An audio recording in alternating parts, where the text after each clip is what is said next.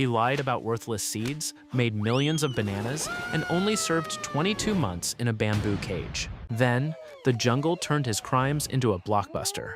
This is the story of Jordan the Wolf-Ape, the monkey who scammed America, the entire canopy, and got rich again doing it. And the wildest part? Millions of monkeys still cheer for him today. The Lower Canopy, 1962. A working-class jungle village where ambition had a very strict ceiling. But young Jordan had no interest in ceilings.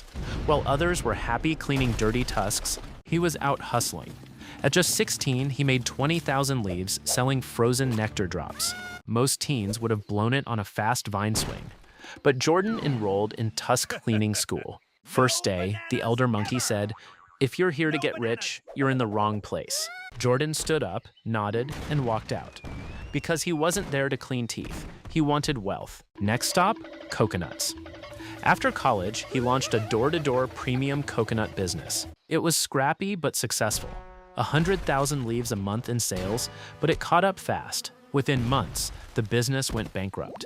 But in the wreckage, Jordan found his ultimate superpower. The product didn't matter. Coconuts, vines, or seeds. Yes, you. You could sell absolutely anything. Jordan didn't need a better product. He needed a better payout. Enter Vine Street, a legit firm with suits, quotas, and red frenzy berries in the bathroom stalls. It was the 80s. This was where he got his first taste of real money, real greed, and real power. But suddenly, October 1987 came. Black Monday. The entire canopy market crashed overnight. Jordan was fired, but while others mourned, Jordan saw an opportunity. He discovered penny seeds, pink sheet garbage no serious broker would touch. But here's the magic. 50% commissions. Same pitch, 10 times the reward. No fancy degrees required, just a fast bamboo phone and a faster mouth. You get in now at 1 leaf a share, and in 6 months, you're in a beach treehouse. You don't have to understand the company, sir. You just have to understand the massive upside. And just like that, he closed 4,000 leaves with a single call. He found his kingdom. He was ready to build an empire. Enter Danny the baboon, a fast-talking, frantic misfit. He had the charm of a salesman and the instincts of a hustler. Together, they were dangerous. Introducing Stratton oak tree. It sounded prestigious, like it had a 100-year legacy and leather-bound books. In reality, it was a strip mall boiler room with flickering lights and exactly zero regulatory oversight. The early recruits weren't analysts. They were bartenders, college dropouts, and neighborhood hustlers. Jordan didn't want experience. He wanted hunger.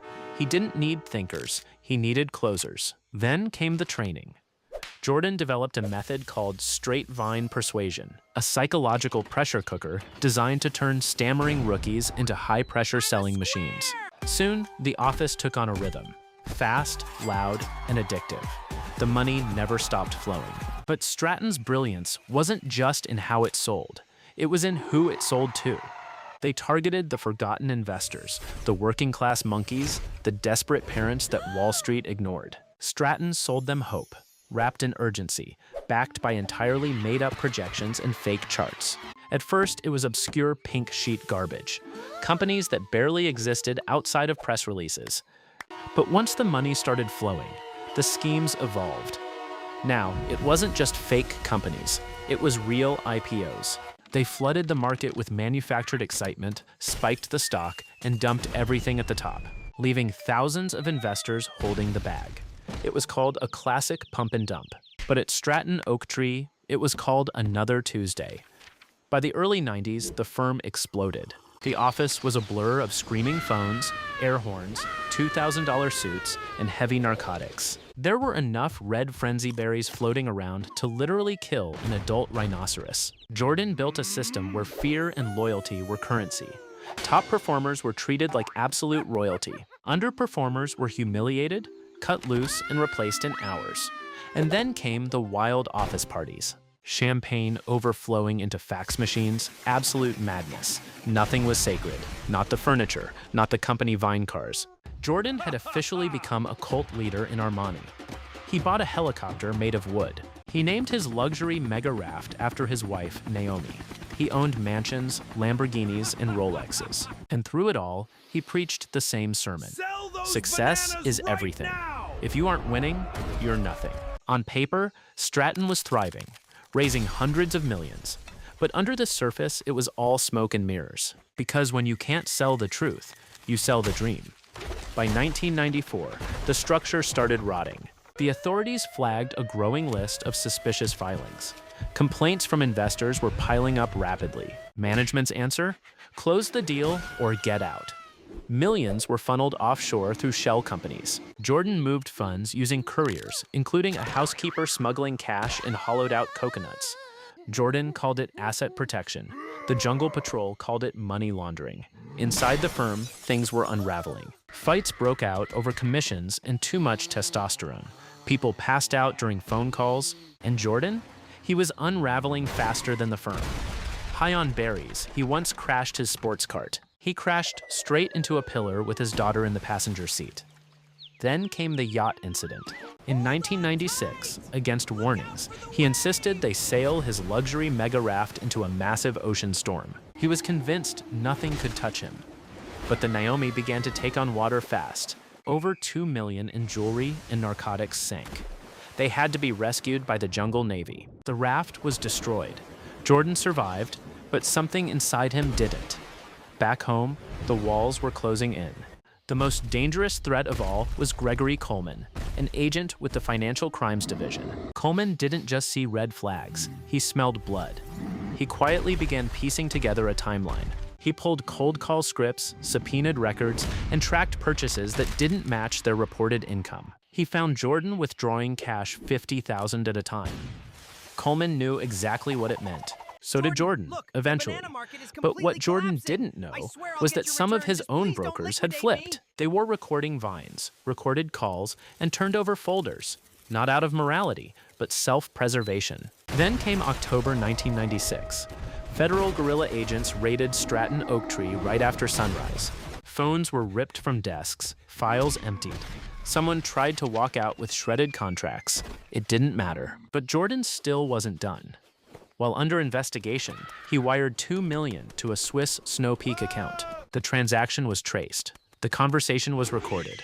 That single transfer unraveled everything. By late 1998, the chase was over. The empire built on false promises collapsed. He faced 30 years. So Jordan did what he always did. He sold. Not stocks, but information. He flipped on everyone, one by one. Over 30 partners and friends were handed over like receipts. They followed his playbook. Now they were paying for it. Some served more time than he did. Jordan got 22 months. In a minimum security resort, he met a chimp who told him to write down his story. So he did. In 2007, he published his memoir. No apologies, no remorse, just orgies, fraud, and punchlines. The public ate it up. In 2013, Hollywood turned it into a massive blockbuster. Audiences laughed and critics applauded. The convicted fraudster became a pop culture icon. But the people he scammed, they didn't get movie deals. A teacher who lost her retirement, a veteran who lost his savings. They were left with absolute nothing. The court ordered Jordan to pay $110 million back. To this day, only a tiny fraction has been paid. The rest vanished into offshore accounts and legal loopholes. The victims are still waiting. But Jordan is doing fine. He's a motivational speaker now. He sells success, teaches ethics, and books huge stages around the world. He wears the name the Wolf-Ape like a badge of honor. He didn't just escape justice, he sold it. He turned a cage into a book deal. He turned fraud into fame. And maybe the scariest part, we applauded. "I was guilty of being greedy," he once said. But so is everybody else. Maybe that's why he got away with it. Because deep down, we never wanted him punished. We wanted to be him. What do you think?